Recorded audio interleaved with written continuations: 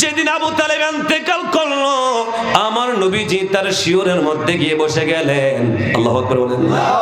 এই যুবক একটু শুনে নাও, আমার নবীজি আবু তালেবের শিয়রে গিয়ে বসে গেলেন আর বললেন, চাচাজি একটাবার শুধু বলেন না লা ইলাহা ইল্লাল্লাহু মুহাম্মাদুর রাসূলুল্লাহ সাল্লাল্লাহু আলাইহি ওয়াসাল্লাম।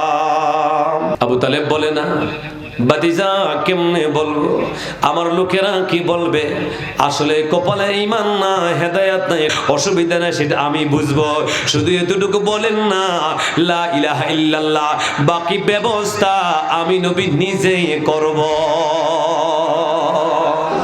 কবরে, হাসরে, মিজানে, ফুলসিরাতে আমার রবের সঙ্গে আমি বুঝবো, শুধু আপনি এতটুকু বলেন লা ইলাহা ইল্লাল্লাহ। এরপর